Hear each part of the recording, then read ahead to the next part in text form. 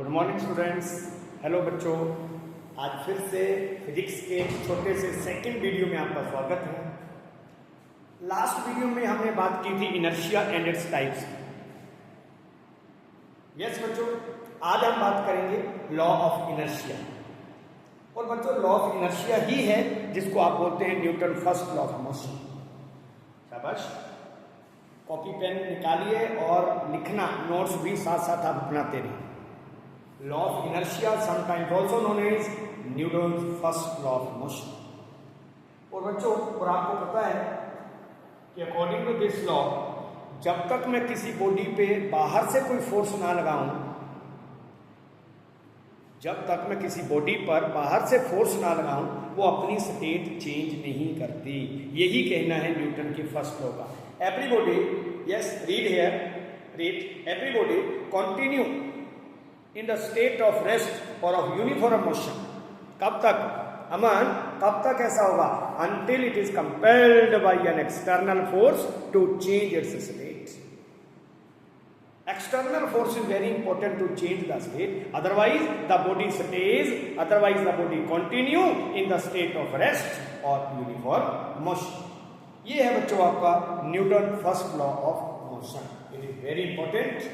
और इसी कड़ी में बच्चों अब हम बात करेंगे, yes, the next term which is very important, see here Srishti, the next term is linear momentum.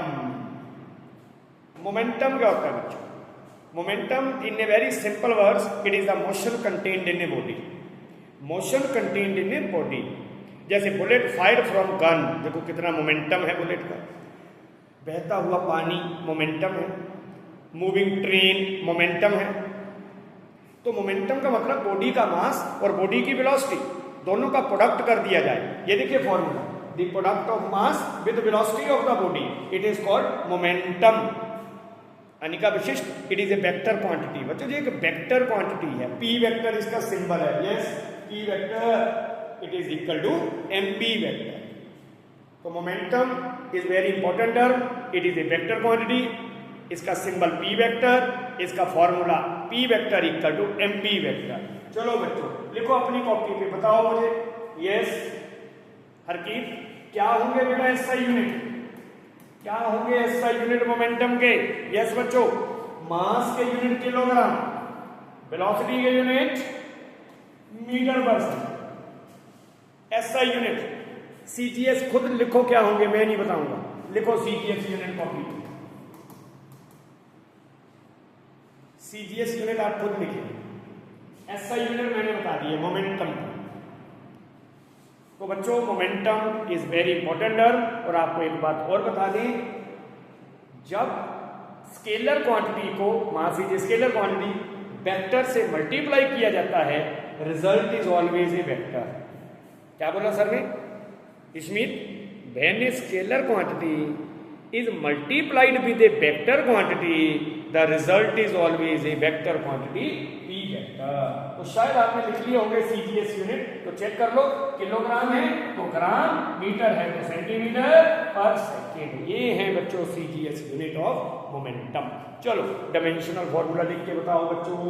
Dimensional formula आता है सभी को। मास का डायमेंशनल फॉर्मूला m और वेलोसिटी का LT-1। लो बच्चों, वेरी सिंपल, मास का m और वेलोसिटी का LT-1। तो ये था बच्चों मोमेंटम के बारे में। चलिए अब आपको लेकर चलते हैं हम न्यूटन के सेकेंड लॉ ऑफ मोशन की तरफ, विच इज वेरी इंपॉर्टेंट। देखिए कॉपी पर, state and explain, state and explain Newton second law of motion। yes, it is very important question। Newton second law of motion. बच्चों आपको जानकर खुशी होगी कि Newton second law is also known as real law of motion. ये भी discuss करेंगे। Newton के सेकेंड लॉ को रियल लॉ ऑफ मोशन के नाम से जाना जाता है। तो सेकेंड लॉ का क्या कहना है? आप एक्सटर्नल फोर्स अप्लाई करेंगे। जब आप कैरम बोर्ड खेलते हैं, फुटबॉल खेलते हैं, आप एक्सटर्नल फोर्स ऑब्जेक्ट पे अप्लाई करते हैं, उससे उसका मोमेंटम चेंज हो जाता है। मोमेंटम, अभी पढ़ा मोमेंटम का symbol P vector, change in momentum with change in time. Change in momentum, momentum का चेंज होना with change in time depend on external applied force. फिर से बोलो एक बार, चेंज इन मोमेंटम, फुटबॉल का मोमेंटम चेंज हो गया with change in time depend on external applied force. तो कैरम बोर्ड ऐसे ही खेलते हैं ना, सारी की सारी वो जो उसकी सिपियां होती हैं, आप स्ट्राइकर के साथ उसको स्ट्राइक करते हैं, एक्सटर्नल फोर्स लगाते हैं, मोमेंटम उनका चेंज होता है विद टाइम। तो बच्चों F external directly D Y D T, ये मोमेंटम क्या होता है, एम बी वेक्टर। अभी तो पढ़ा मोमेंटम क्या होता है, M B, mass is scalar, constant है, बाहर निकाल लो बच्चों, M outside, D V over D D, क्या होता है बच्चों, D V over D D, acceleration. Yes, acceleration Shashwat, this is the definition of acceleration. Ajit Singh, F external M A vector, this is the definition of acceleration.